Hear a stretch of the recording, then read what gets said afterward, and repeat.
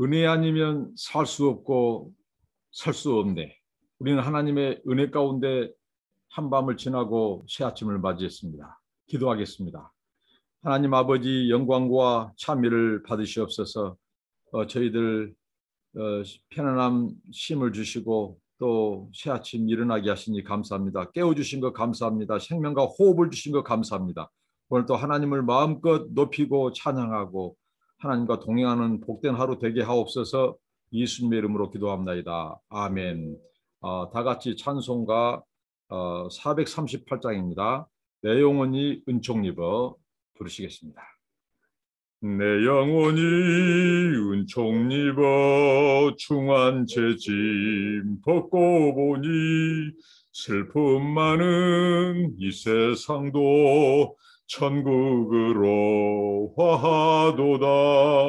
할렐루야 찬양하세.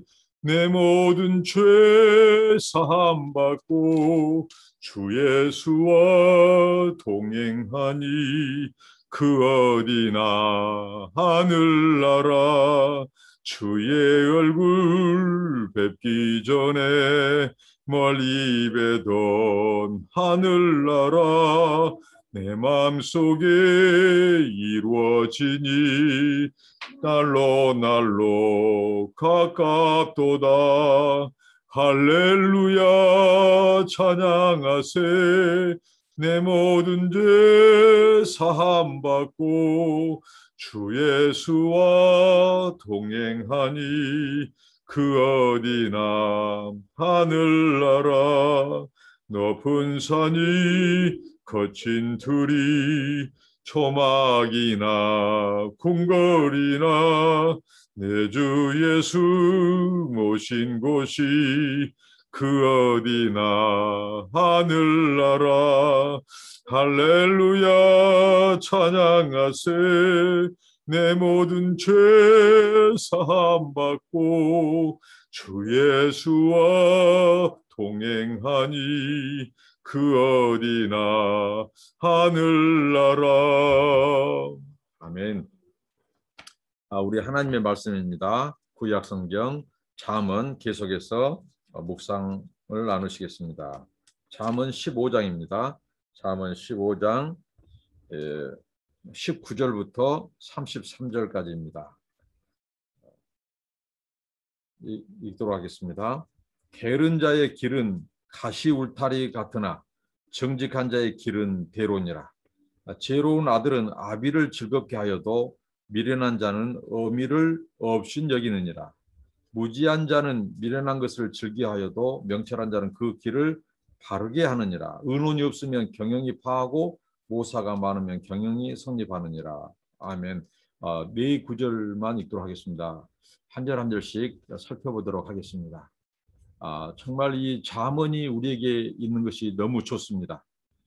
정말 이 잠언을 결코 가볍게 여길 수 없는 책입니다.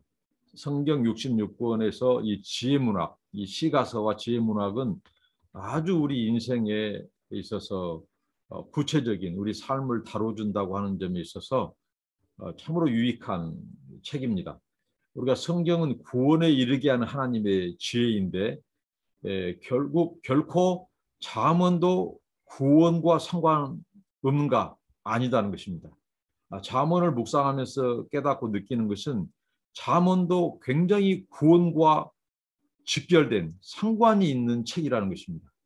우리의 말, 우리의 행동, 또 우리의 걸음, 또 관계 뿐만 아니라 우리의 재물 문제, 이런 하나님과의 관계, 사람과의 관계 문제, 이런 거 하나하나가 어떻게 보면 우리의 구원과 무관하지 않는, 우리의 구원과 매우 관련이 있고 직결되는 문제라는 거죠.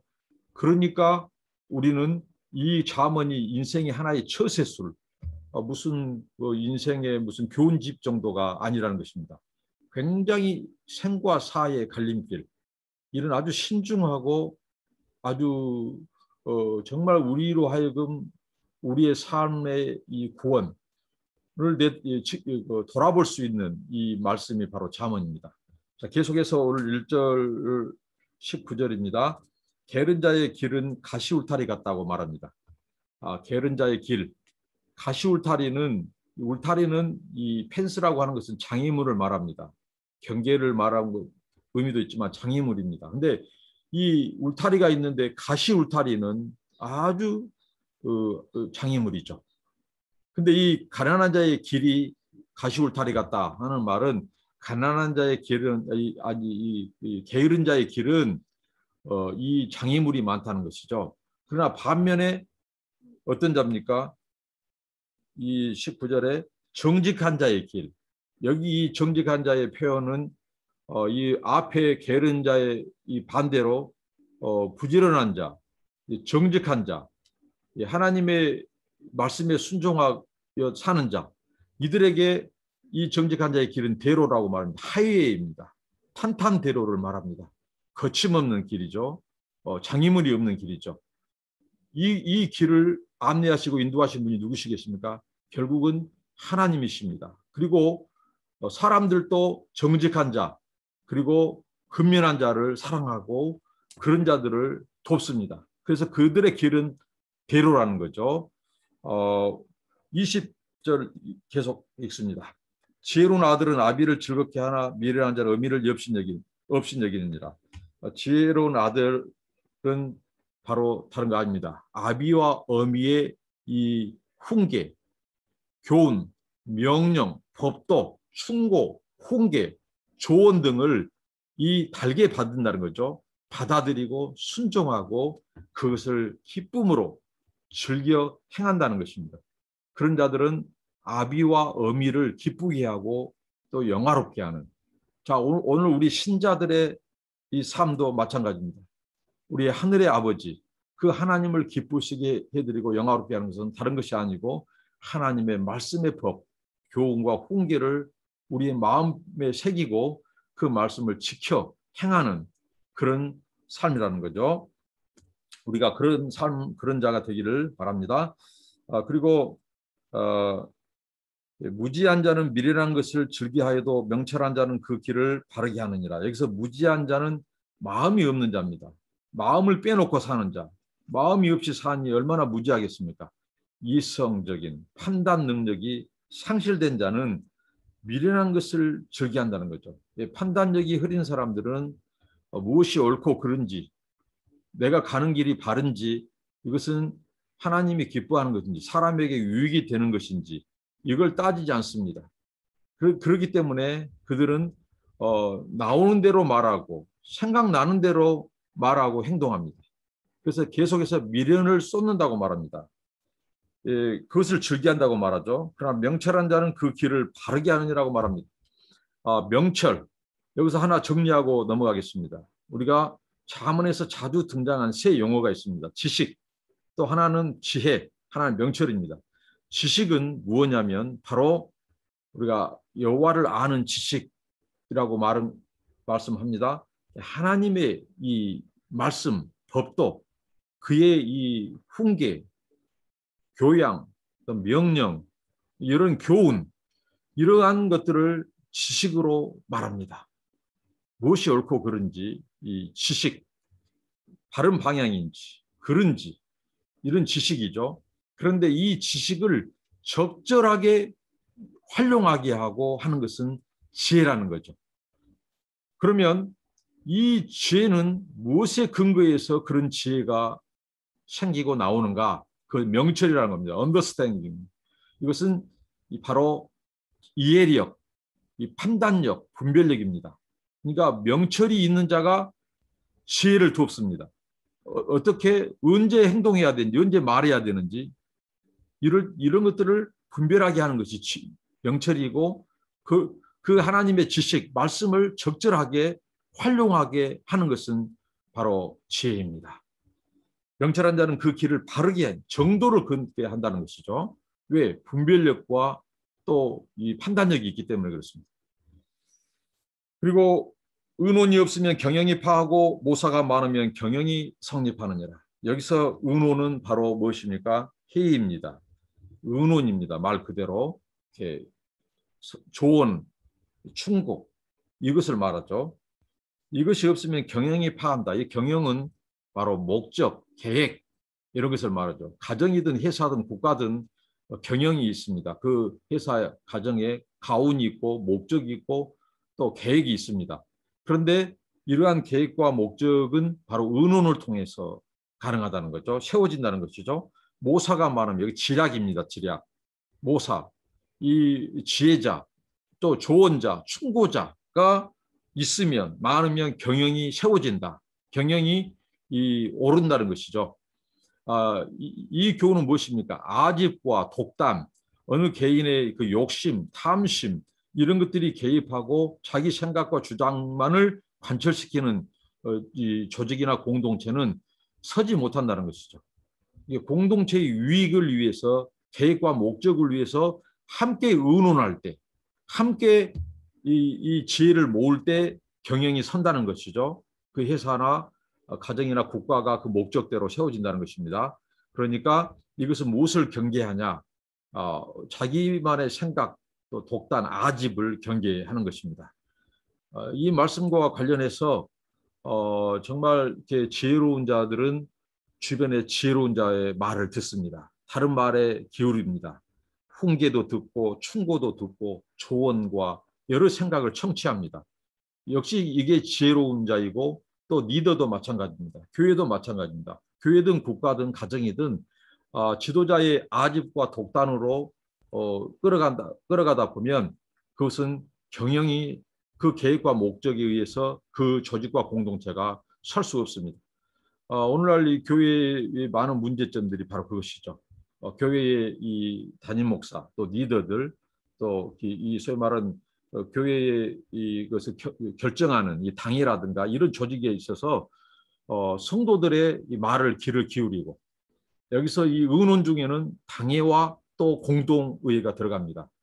이런 절차들은 굉장한 좋은 울타리가 되어주는 거죠. 그것이 없으면 목회자가 인사권, 재정권, 행정권을 쥐고 독단으로 빠지면요. 그런 교회에 반드시 문제가 생깁니다. 안타깝게도 제 생애 가운데 아픈 중에 하나인 저희 모교회가 환란을 겪은 것도 한 목회자의 인사권, 재정권, 행정권을 쥐는 그 행각에서 자초된 것을 보고 심히 안타깝고 정말 울부짖었던 그런 기억이 있습니다. 정말 의논, 공동의회를 통해서 절차와 당회를 통해서 투명하게 해야 됩니다. 물론 그런 회의가 아예 없이 굴러갈 수 있으면 더 좋죠. 그러나 철저한 공개, 철저한 투명성이 그것은 확보되어야 그것도 가능할 겁니다. 그러니까 어떻게든지 우리 인간의 죄성은요, 의논, 다른 사람의 충고를 들어야 됩니다. 나의 주관을 강조해서는 안 됩니다. 그러니까 다른 사람의 말을 들은 거예요. 내피셜, 요즘 말로 내피셜이 있습니다. 자기 주관, 자기 신념에 듣기 좋은 말만, 맞는 말만, 자기가 생각하는 고정적인 그 주관에 합당한 말만 듣고 다른 말을 일체 듣지 않으려고 하는 태도가 바로 내피셜입니다. 지금 요즘 우리나라에서 많이 유행을 하죠. 그러니까 우리는 다른 지혜자의 충고, 조언을 듣고 해야 됩니다. 계속해서 말씀을 나눕니다. 사람은 그 입의 대답으로 말미암아 기쁨을 얻나니 때에 맞은 말이 얼마나 아름다운고 그 입의 대답, 어제의 말씀으로는 유순한 대답, 지혜로운 대답이라고 했죠. 성령께서 우리가 무엇을 말할지, 무엇을 대답할지 성령께서 우리에게 생각나게 하시고 가르쳐 준다고 했죠. 우리는 성령님을 말함에 있어서도 의존해야 되고요. 또 입의 대답에 지혜가 있어야 됩니다. 우리가 이 입에 유순한 대답을 하고 지혜로운 대답을 할 때, 적절한 대답을 할 때 우리에게도 기쁘지만 상대방에게 기쁨을 주는 것입니다.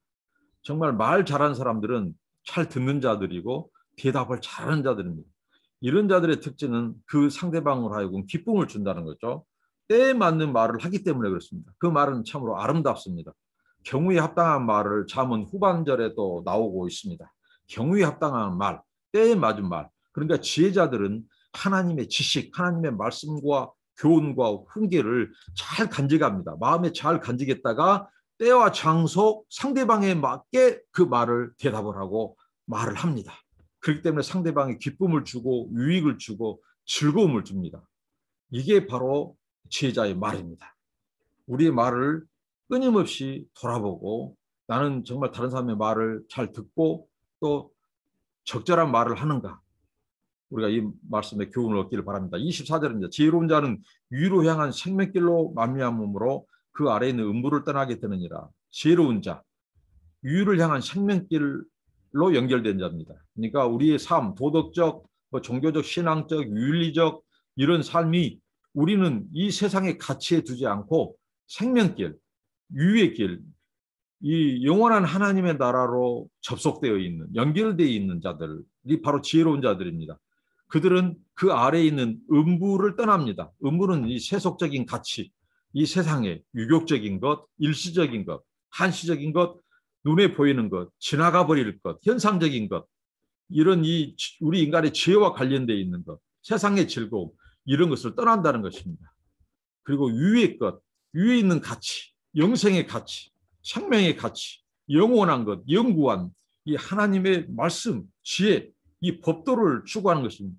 이게 바로 생명길로 사는 자들입니다.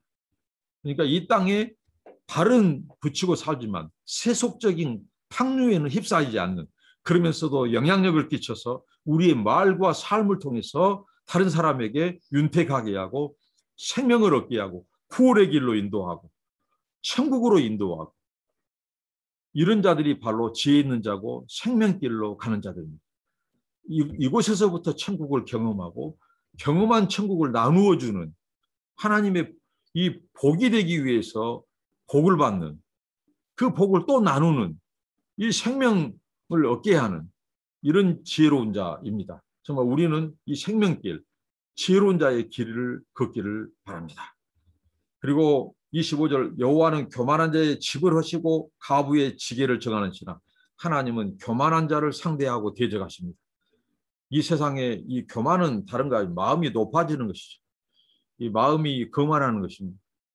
사람과 하나님 앞에 높아지려고 하는 마음, 교만, 자기의, 내 힘으로 살겠다는 거죠. 내가 내 인생의 주인이다 하고 내 돈, 내 가족들도 다 내 소유, 내가 주인이라는 것이죠. 이런 자들이 교만한 자, 여호와와의 관계에서의 교만입니다. 가장 문제는 바로 하나님과의 관계에서의 문제죠. 교만한 자는 여호와를 경외하지 않는 다른 표현입니다. 하나님을 경외하는 자의 특징은 겸손이죠. 교만한 자들은 그 하나님께서 어떻게 한다고요? 성경에 보면 그들을 대적한다고 표현했고 하나님이 깨뜨리신다는 거예요. 어떤 것으로요? 철장 권세로. 하나님의 이 철퇴로 이 교만한 자를 하나님이 허시고 그 집을 무너뜨리신 분이 하나님이십니다. 그리고 가부의 지게를 정하신다. 이 지게표, 이정표죠. 이 지게표는 바로 땅의 경계. 고대 사회에서 이 지게표는 바로 그 사람의 이 땅에, 오늘날로 말하면 뭐 땅 문서처럼 경계를 확실히 지어주는 거죠. 과부의 지게표. 여러분, 과부는 힘없는 자입니다. 사회적인 약자입니다. 그런 약자, 가난한 자, 의지할 곳 없는 자를 자기의 유압으로 힘을 가지고 그 사람의 지게표를 옮겨버려요. 그것은 뭐죠? 그 사람의 땅을 차지해버린 거죠. 빼앗아버린다는 거죠.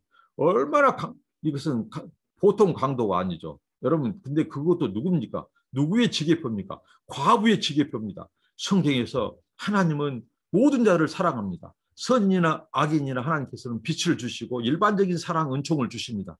그리고 그리스도 안에서 하나님의 지혜, 하나님을 믿고 하나님을 경외하는 자에게 주시는 하나님의 사랑, 그 사랑 큽니다. 그런데 그보다 더 큰 사랑, 특별한 사랑, 하나님께서 정말 편애한 것 같이 지키고 돌보고 챙기는 사람이 있어요. 고아와 과부와 나그네입니다. 특히 고아와 과부. 저는 우리 아이들을 키우면서 하나님의 사랑에 정말 가슴이 멍멍할 때가 한두 번이 아닙니다. 아이들을 사랑할 때마다 저는 아이들에게 뭐 먹을 것을 줄 때, 아이들이 기뻐할 때 저는 늘 특히 고아들을 생각했습니다. 정말 이것이 부모 사랑인데 하나님이 우리를 이렇게 사랑하시는데 이 사랑 못 보고 못 먹고 큰 아이들은 얼마나 불쌍한가. 그래서 하나님께서 고아와 과부의 하나님이라고 말해요. 자신을 일컬었어. 나는 고아와 과부의 하나님이다. 그러니까 하나님께서 고아와 과부를 건드는 것은 자신의 이 눈동자같이 그들을 지키는데 자기 자신의 눈동자를 범하는 것으로 여기시고 하나님의 이 심장을 훔치는 하나님의 마음을 뒤흔드는 것으로 받아들입니다. 그러니까 참된 경건은 환난 중에 있는 고아와 과부를 돌아보는 것이라고 이 야고보 사도로 그렇게 강조하고 있습니다. 그런데 이 과부의 땅의 지게표를, 땅 문서를 훔쳐요. 땅의 지게표를 옮겨버려요. 하나님께서 얼마나 그 심판이 혹독하고 크겠습니까? 근데 그들을 보호하시고 지키신다는 거예요. 하나님께서. 우리의 마음이 과와 과부 나그네에게 있어야겠습니다. 하나님의 마음을 얻는 것입니다. 그리고 악한 꾀는 여호와의 미워하는 것이라도 선한 말은 정결하는. 악한 꾀, 어제에 이어서 하나님의 CCTV를 말하지 않을 수 없습니다. 이 세상의 CCTV는 사각지대가 있습니다. 사람 마음을 감찰하지 못합니다. 그러나 오늘 보니까 하나님의 말씀은 사람의 악한 꾀, 여기서 말한 꾀는 그 생각, 계획, 고안, 무엇을 궁리하는 것까지도 하나님은 다 살피시고 보시고 아신다는 거죠. 판단하신다는 거죠. 그것을 미워한다는 거죠. 하나님이 미워한다고 하는 성경의 표현은요, 하나님께서 아주 가증하게 여기고 혐오스럽게 여긴다는 것입니다. 악한 자의 꾀, 생각, 계획까지도. 그러니까 하나님은 모든 것을 보시고 아시고 판단하신다는 거죠. 그러니까 우리가 하나님의 눈을 의식하며 살아야 됩니다. 하나님은 전능하시는 분이시고 무소부재하시는 분이십니다. 그 하나님을 피할 곳은 아무것도 없습니다.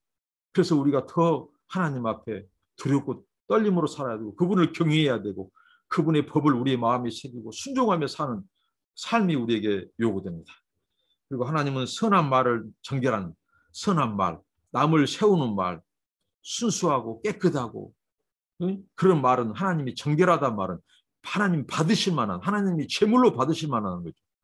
이 악인의 꾀 이런 것도 하나님이 받지 않습니다. 그런 제물을 받지 않습니다. 겉으로는 신앙생활 한다고 하고 의식을 행한다고 하지만 순종이 없는 삶, 그래서 하나님은 그것을 연락하지 않고 흠양하지 않습니다. 그러나 정직한 자, 순결한 제물, 순결한 삶, 그들의 제물을 받으시고 그들의 말을 받으신다는 것입니다. 열매를 받으신다는 것입니다. 27절, 이 일을 탐하는 자, 이것은 부당하게 얻은 소득, 부정직하게 모은 재물들은 하나님께서 이렇게 말씀합니다. 그 집에 해를 가져온다. 트러블을 일으킨다. 집을 동요시키고 요동시키고 말이죠. 그런다는 거죠. 그러나 뇌물을 싫어하는 자는 산다고 말합니다. 뇌물. 하나님도 뇌물을 경계하고 있습니다. 뇌물은 주지도 말고 받지도 말라. 왜 그러냐면 판단을 흐리게 하고 애곡시킨다는 것입니다. 그러면 정의가 설 수 없습니다. 하나님의 공의가 설 수 없습니다. 회사나 공동체나 국가가 설 수 없습니다. 사회가 설 수 없습니다.